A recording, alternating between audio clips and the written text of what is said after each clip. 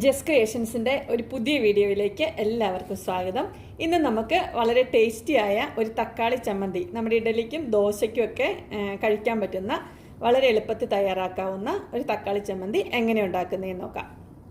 അതിന് നമുക്ക് ആവശ്യമുള്ള സാധനങ്ങൾ എന്ന് പറഞ്ഞാൽ 2 സവോള വേണം, 2 തക്കാളി വേണം, പിന്നെ ഒരു 5 വറ്റൽമുളക്, വലിയ വെളുത്തുള്ളി ആണെങ്കിൽ 2 വെളുത്തുള്ളി, പിന്നെ ഒരു ചെറിയ കഷ്ണം ഇഞ്ചി, പിന്നെ 1 കപ്പ് തേങ്ങ ചിരകിയത്. ഇത്രയും സാധനമാണ് നമുക്ക് വേണ്ടത്. ഇനി നമുക്ക് ഇത് ചെറുതായിട്ട് അരിഞ്ഞിട്ട് വരാം. അങ്ങനെ നമ്മുടെ സവോളയും തക്കാളിയും ഇഞ്ചിയും വെളുത്തുള്ളിയും അരിഞ്ഞ് കൊണ്ടുവന്നിട്ടുണ്ട്. ഇനി നമുക്ക് ഒരു ചൂടായ പാനിലേക്ക് 2 സ്പൂണ് എണ്ണ ഒഴിക്കാം. അതിലേക്ക് നമുക്ക് വറ്റൽമുളക്, ആദ്യം നമുക്ക് വറ്റൽമുളക് ഇട്ട് കൊടുക്കാം.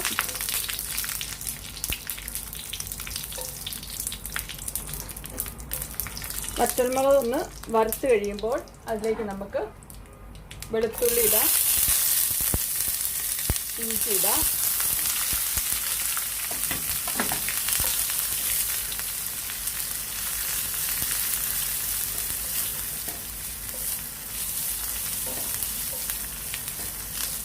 ഇഞ്ചിയും വെളുത്തുള്ളിയും ഒന്ന് ജസ്റ്റ് ഒന്ന് വഴന്ന് കഴിയുമ്പോൾ അതിനകത്തേക്ക് നമുക്ക് സവോള ഇടാം.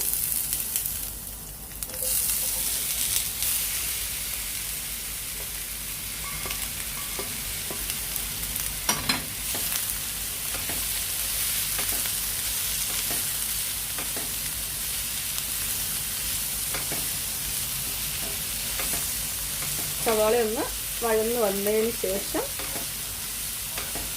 വേണം നമുക്ക് തക്കാളി ഇടാനായിട്ട്. സവാള ഇച്ചിരി വഴന്നില്ലെങ്കിൽ അതിൻ്റെ പച്ച ചുവയുണ്ടാവും.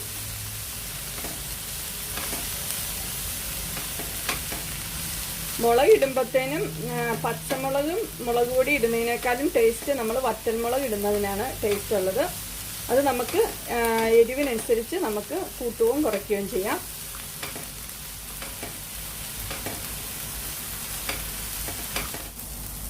അങ്ങനെ നമ്മുടെ സവോള നന്നായിട്ട് വാടി വന്നിട്ടുണ്ട്. ഒത്തിരി ബ്രൗൺ കളർ ഒന്നും ആകണ്ട, ജസ്റ്റ് ഒന്ന് വാടി വന്നാൽ മതി. ഇനി നമുക്ക് ഇതിലേക്ക് തക്കാളി ഇട്ട് കൊടുക്കുക.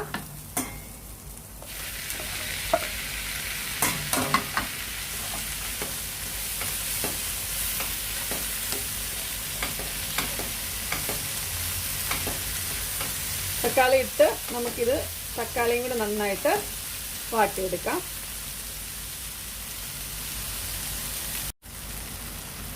ഇപ്പം നമ്മുടെ തക്കാളിയും വാടി വന്നിട്ടുണ്ട്. ഇനി ഇതിലേക്ക് നമുക്ക് ഉപ്പിടാം, ആവശ്യത്തിന് ഉപ്പിടാം. ഉപ്പ് കൂടുതൽ ഇടണ്ട, പിന്നെ നമുക്ക് ഉപ്പ് കുറവാണെങ്കിൽ അവസാനമാണെങ്കിലും ഉപ്പ് നമുക്ക് ഇടാവുന്നതാണ്. നമുക്ക് ഇതിൻ്റെ തീ ഓഫ് ചെയ്യാം. ഇനി ഇതിലേക്ക് നമ്മുടെ തേങ്ങ ചിരകിയിടാം.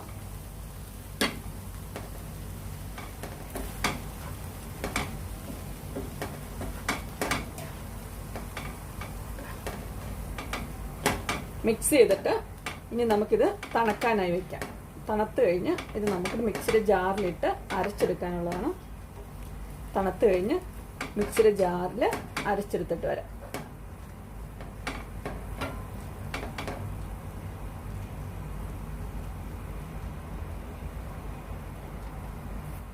അങ്ങനെ അത് എല്ലാം അരച്ച് എടുത്തിട്ടുണ്ട്. നന്നായിട്ട് അത് അരയണം. തേങ്ങയും മുളകും എല്ലാം നന്നായിട്ട് അരയണം. അന്നേരം ഈ പരുവത്തിൽ കിട്ടും. അതിൻ്റെ കൂടെ നമുക്ക് ഒരു 1/2 ഗ്ലാസ് തിളപ്പിച്ചാറിയ വെള്ളം ഒഴിച്ച് നമ്മുടെ മിക്സിയുടെ ജാറും കൂടെ കഴുകി ഇതിനകത്ത് ഒഴിക്കാവുന്നതാണ്. ഇനി ഇത് അടുപ്പയിൽ വെക്കേണ്ട കാര്യമൊന്നുമില്ല. ഇനി ഇതിലേക്ക് നമുക്ക് കടുക് പൊട്ടിച്ചിടാം. ഇത്തിരി വറ്റൽമുളകും ഉള്ളിയും കരിയാപ്പില ഇട്ട് കടുക് പൊട്ടിച്ച് നമുക്ക് ഇതിനകത്തോട്ട് ഒഴിച്ചാൽ മതി. ഇനി നമുക്ക് ഇത് ദോശയ്ക്കും ഇഡ്ഡലിക്കും കൂട്ടാൻ പറ്റിയ അടിപൊളി ഒരു ചമ്മന്തി റെഡി ആയിട്ടുണ്ട്. എല്ലാവരും ഒന്ന് ട്രൈ ചെയ്ത് നോക്കുക. നിങ്ങൾക്ക് എൻ്റെ വീഡിയോ ഇഷ്ടപ്പെട്ടുവെങ്കിൽ ലൈക്ക് ചെയ്യാനും ഷെയർ ചെയ്യാനും സബ്സ്ക്രൈബ് ചെയ്യാനും മറക്കരുത്. ഇനി ഒരു അടുത്ത വീഡിയോയുമായി കാണുന്നവരെ എല്ലാവർക്കും ബൈ.